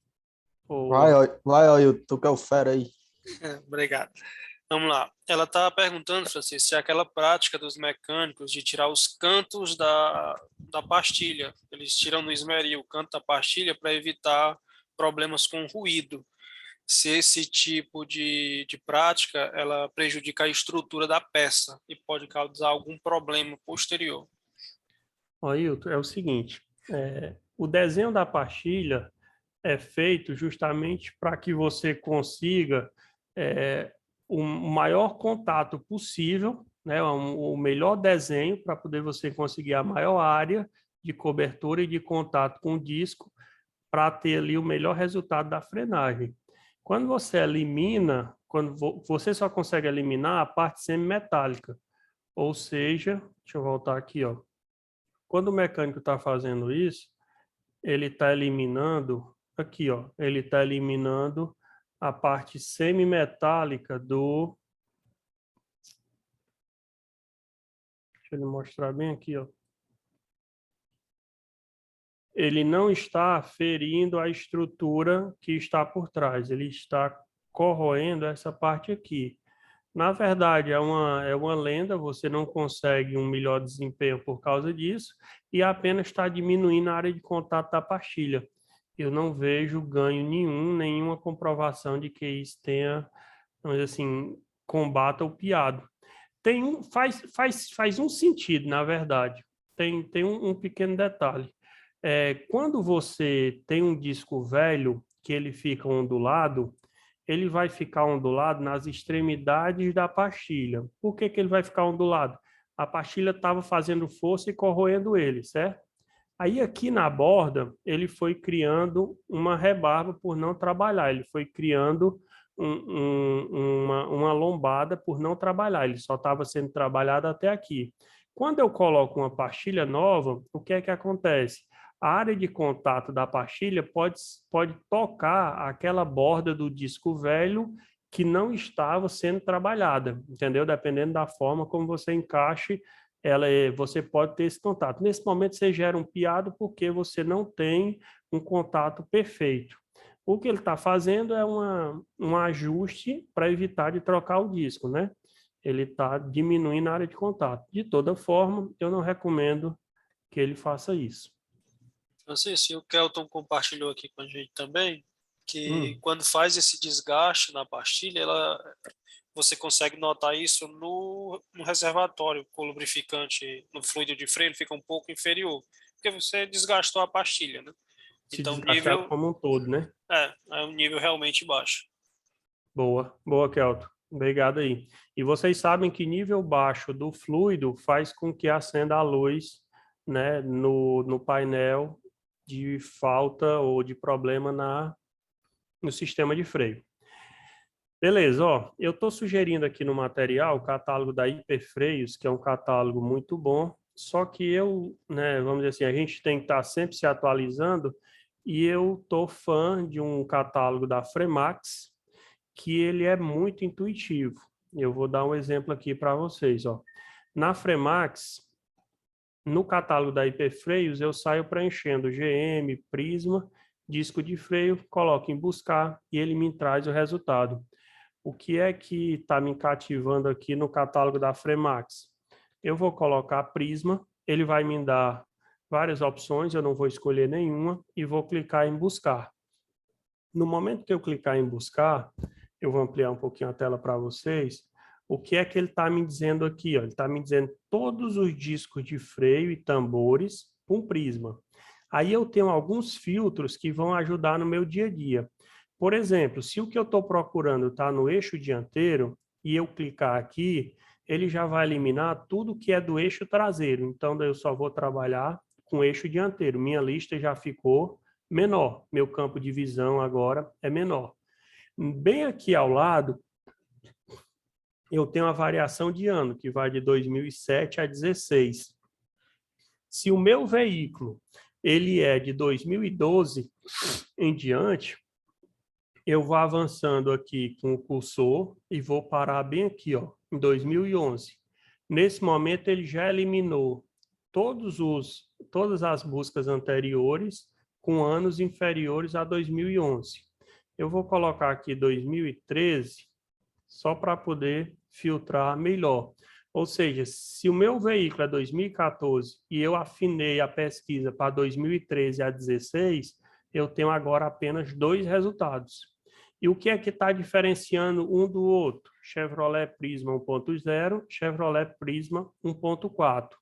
Meu carro é 1.4, eu vou clicar nesse olhinho aqui, 2013 a 19. Quando eu clico aqui, olha a mágica que acontece, Kelton. Eu tenho as informações do disco, eu consigo perceber que ele é ventilado, né? Eu consigo ver a forma certa de eu medir ele, ou seja, a abertura do cubo, o diâmetro total, a altura da pista, né? A altura dele total. E aqui me informa também quanto que eu tenho de tolerância de desgaste. A minha tolerância de desgaste aqui é 2 milímetros, ó.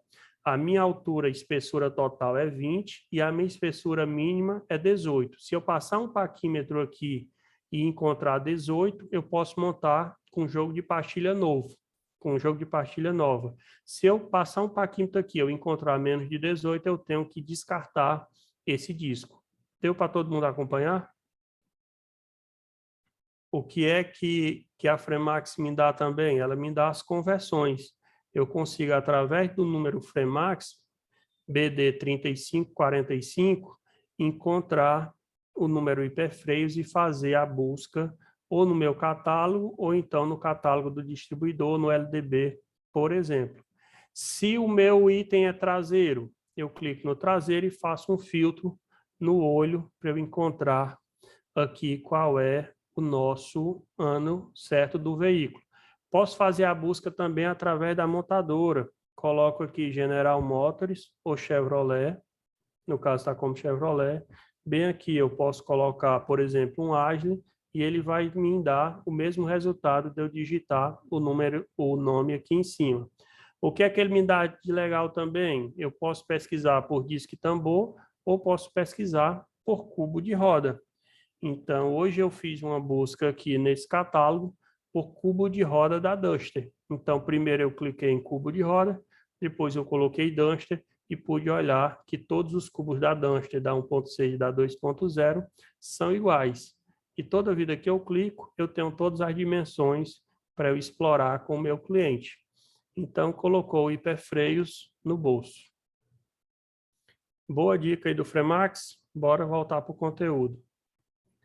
Beleza. Isso é para eu encontrar discos e tambores.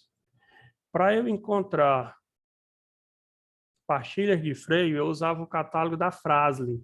Só que o catálogo da Frazli conseguiram piorar ele, mudaram a versão e ele está, de péssima qualidade.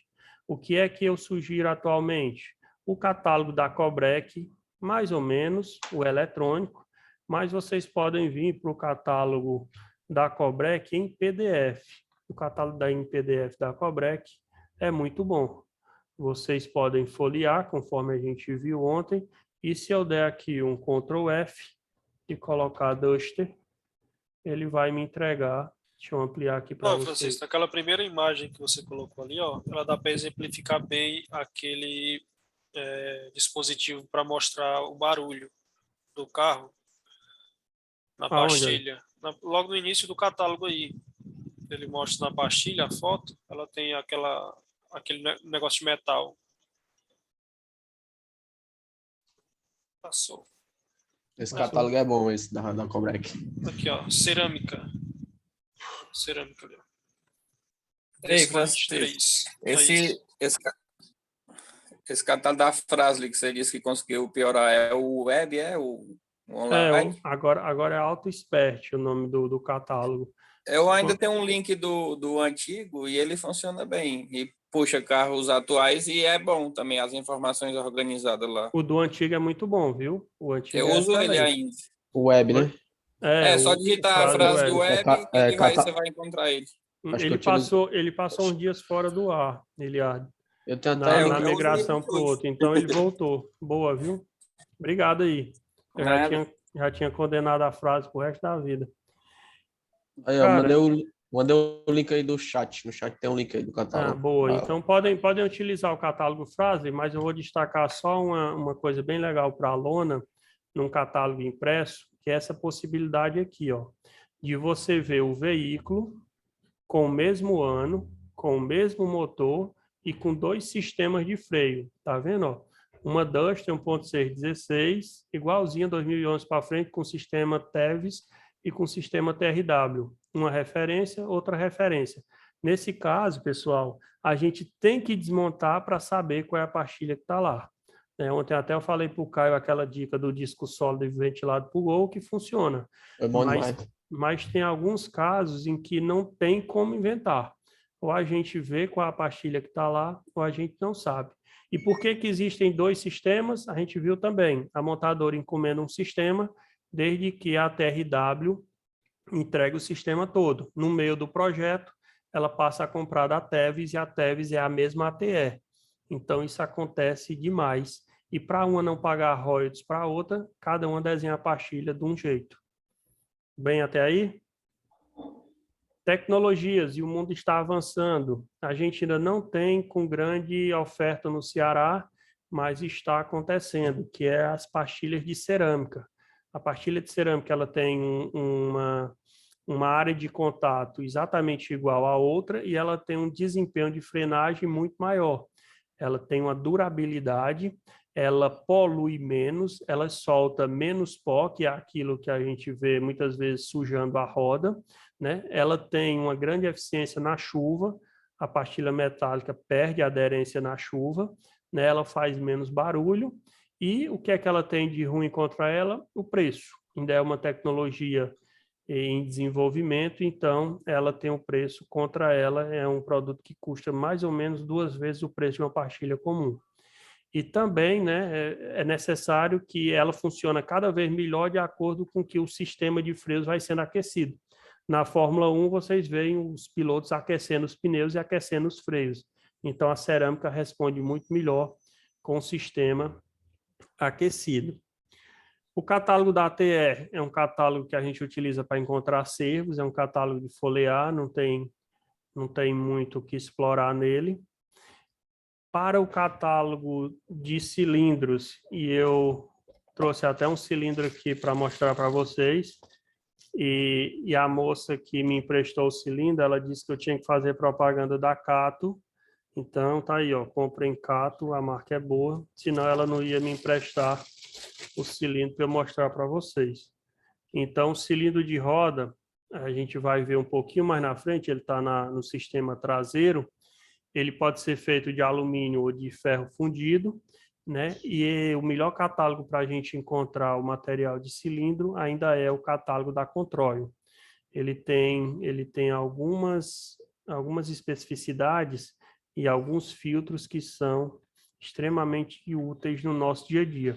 O que é que eu gosto de destacar aqui no catálogo da Controil? Que depois que você coloca o nome do veículo, um Chevrolet Prisma, você tem a opção de filtrar se você quer ver só o cilindro Max, se você quer ver só o cilindro de roda, só atuador, aí termina ficando com a tela mais limpa. E vocês sabem que tela limpa é agilidade na hora de vender. Bora entender um pouquinho sobre freio a tambor. Tudo que a gente viu até agora, pessoal, foi na dianteira do veículo, né? Basicamente no freio a disco. Eu começo diferenciando aqui a linha de tambores, né? A parte externa, que é o tambor, e a parte interna, que é toda a estrutura que vai fazer com que aconteça a frenagem do veículo.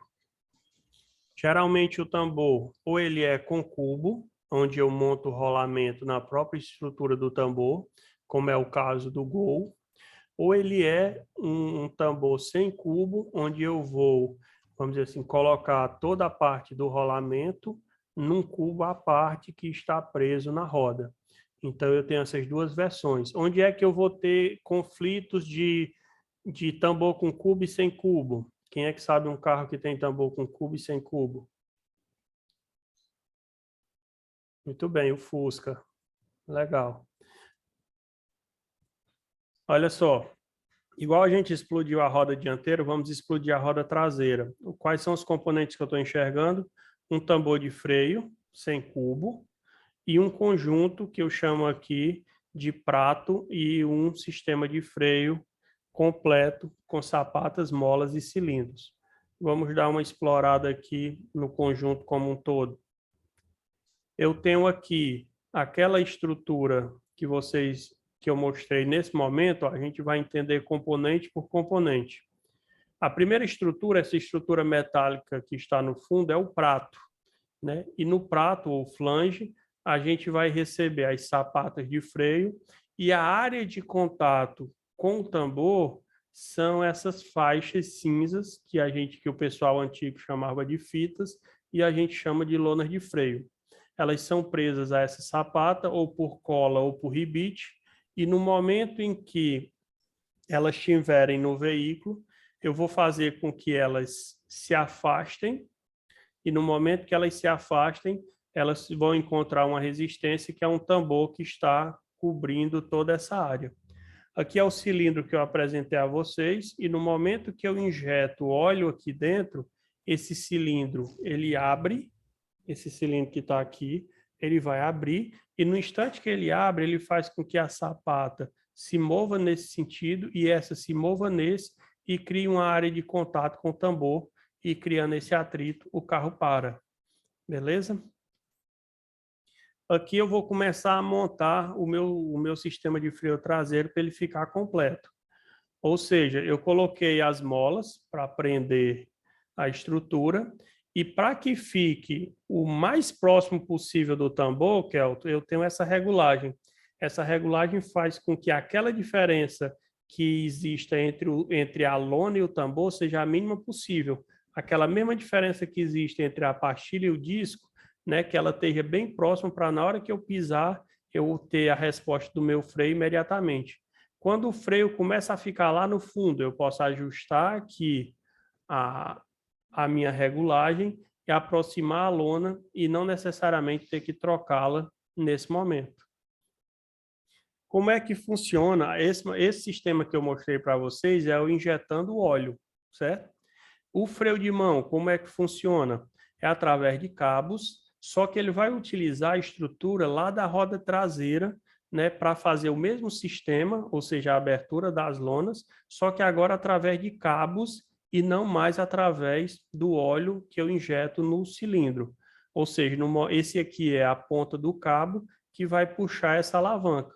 No momento em que eu acionar, que eu puxar a alavanca do freio de mão dentro do carro, ou seja, erguer ela aqui, esse cabo vai ser puxado, a lona se desloca e faz contato com o tambor e a gente freia o veículo. Soltando o freio de mão, o cabo retorna, a sapata com lona retorna e o veículo está livre de novo. Bem até aí? Show! Nesse momento, a gente fechou a parte de freio traseiro.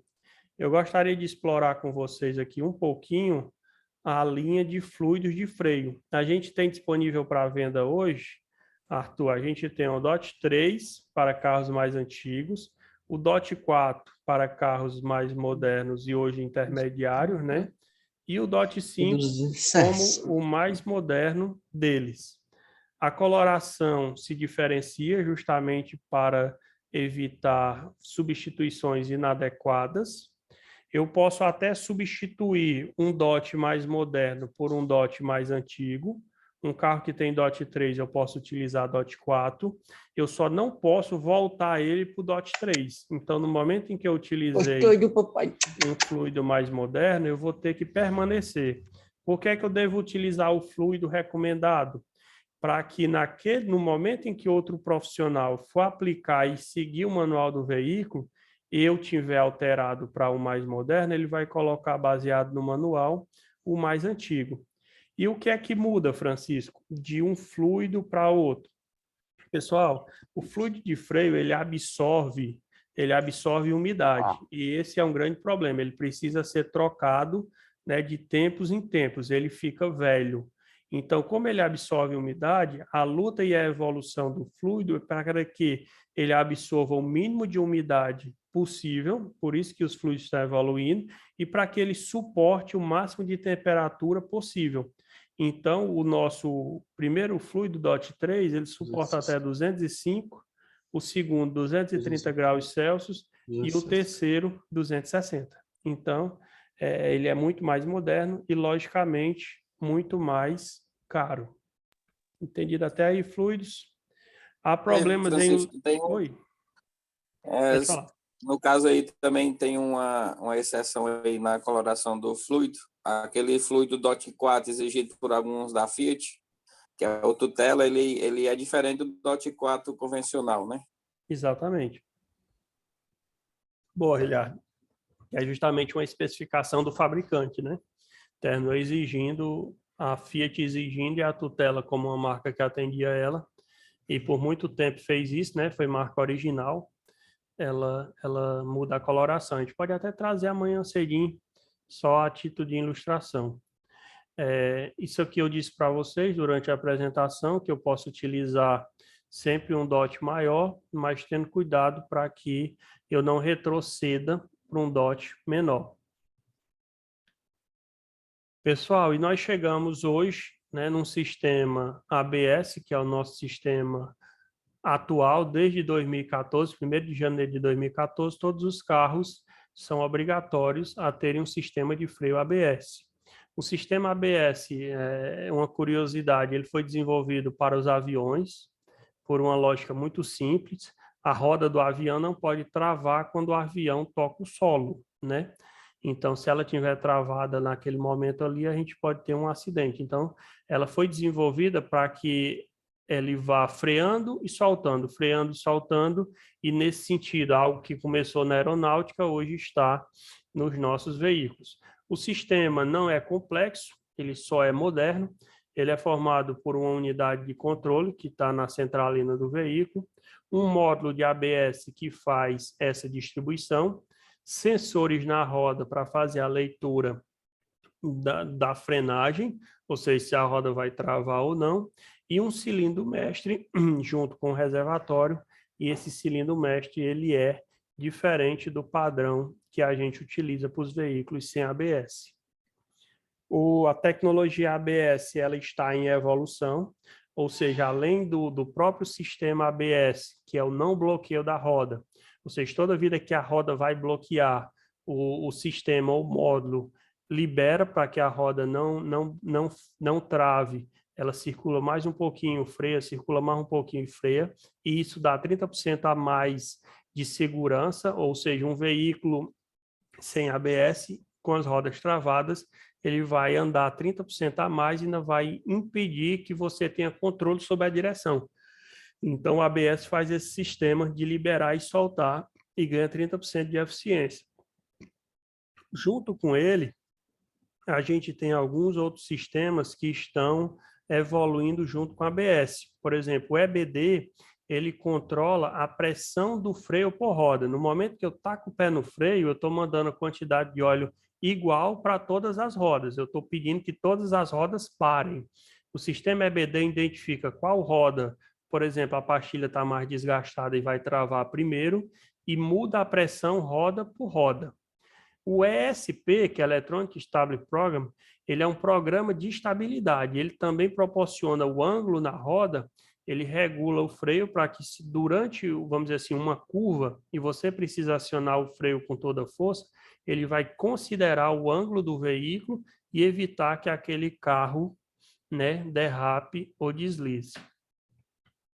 Eu falei para vocês que nós temos sensores nas rodas, e esses sensores é o que fazem são os que realizam a leitura tão importante para que a central ou o módulo tome a decisão do que fazer. Nós temos diversos sensores e eu recomendo a ADS como catálogo que a gente vai encontrar esses sensores. Aqui eu tenho uma demonstração da forma como esses sensores fazem a leitura. Essa é uma leitura frontal ou radial, e essa orla aqui, pessoal, ela está conectada junto à homocinética, ela pode estar conectada também ao cubo de roda, ela pode estar conectada até um tambor de freio traseiro, né? E essa é uma forma de fazer a leitura. Esse é o modo radial, esse é um modo lateral ou axial, também no mesmo sentido. A gente tem uma forma de leitura através da fita magnética do rolamento, e por isso que é tão importante a gente saber o rolamento, se o carro tem ABS ou não. E nesse momento, o mecânico tem que ser esperto para saber que o lado da fita tem que ficar para o lado do sensor. Se ele montar o rolamento errado, não vai ter, né, a leitura do sensor, porque a fita ficou do outro lado. Aqui dentro, pessoal, dentro desse rolamento, a gente tem também um sistema de orla dentada como esse, só que não nesse sentido, e o sensor vai fazer justamente esse reconhecimento. Então, a gente encontra esses sensores na Gauss, na Bosch e na ADS. Aqui é o módulo do ABS. Se ele der defeito, boa sorte, porque a gente não tem para vender. Concessionária ou sucata. E aqui é o cilindro mestre de um sistema com ABS, onde ele é diferente, ele é mais robusto, e diferente do sistema tradicional, que tem 4 saídas, o sistema ABS só tem 2, porque quem vai fazer a divisão é o módulo do ABS. Ele funciona realmente como uma bomba para injetar óleo no sistema. O hidrovácuo também é diferente, viu? Então, muito cuidado ao vender esses componentes. Senhoras e senhores, 20 horas e 3 minutos. Eu estourei em 3 minutos a promessa que eu tinha feito do nosso tempo. Mas, a partir de agora, né, eu estou à disposição de vocês. Eu acho que o nosso conteúdo, ele, de certa forma, foi apresentado, né, dentro do tempo que eu esperava e sem correr muito. mas eu fico à disposição aí para a gente tirar dúvidas e fazer aquela tradicional foto dos 50. Então, ninguém sai antes das fotos, senão vão dizer que a gente não bateu a meta hoje.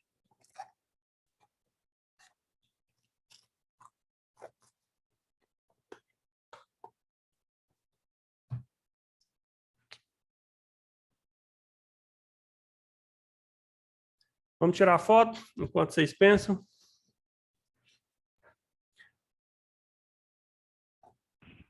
Eu quero marcar mais pessoas na foto, certo? Então, se vocês puderem me mandar o Instagram de vocês, eu marco lá e passo a seguir vocês e conta aí com vocês nos seguindo também.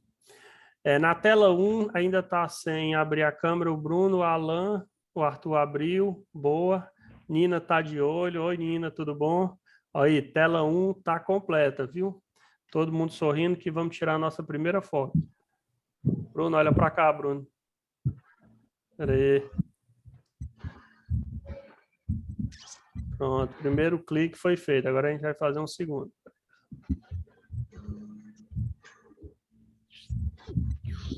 Agora vamos fazer aqui um segundo clique bem legal. Desliga a câmera ainda não. É pé no acelerador, não é pé no freio não. O Veloso Júnior está com a blusa do Ceará, muito bem. A Paty está sem câmera de novo. O Elton, Fernando, o Wellington, Daniel. Bora lá que eu vou tirar uma foto bem legal. Eu gostei do Francisco Gênesis, está com a farda da Guaxinim. Muito bem, marcou 2 pontos. Fernando abriu a câmera. O Wellington, boa. Vamos lá, todo mundo sorrindo. Pronto. Show de bola, pessoal. Já tá. Vamos já publicar, viu? Hoje nós tivemos a participação da dona Carmen por alguns momentos, né? Lá da Bezerra Oliveira. Nos deu o prazer da participação e assistir um pouquinho com a gente, conhecendo também o projeto. E eu gostaria de parabenizar a dedicação de todos vocês. Eu espero que, de certa forma, a gente esteja contribuindo. Eu vou disponibilizar esse treinamento da Rota do Reparador sobre freios, que é sensacional. Vocês vão aprender muita coisa lá. Eu tenho uma mãozinha levantada. Cauane? Não é Cauane, é porque eu peguei o aparelho dela para me poder usar, que eu tô sem. Eu tô aparecendo nas fotos. Cara, vamos fazer uma contigo. Vou fazer uma contigo aqui, só para garantir. Peraí. Beleza. Isso é importante. Peraí. Eliardo, volta aí só para eu tirar uma foto aqui com a chapa da Cauane aqui. Tu e a Nina. Vinícius. Vinícius, tu é de qual loja, Vinícius? A Copiara. Copiara. Beleza. Depois vai fazer pose que essa foto é para ti, viu? Beleza. Pronto. Tá registrado. Obrigado, pessoal. Obrigado mesmo. Temos dúvidas? Não. Então, até amanhã, no mesmo horário, viu? Obrigado aí pela atenção de todos. Fiquem com Deus. Tchau. Valeu.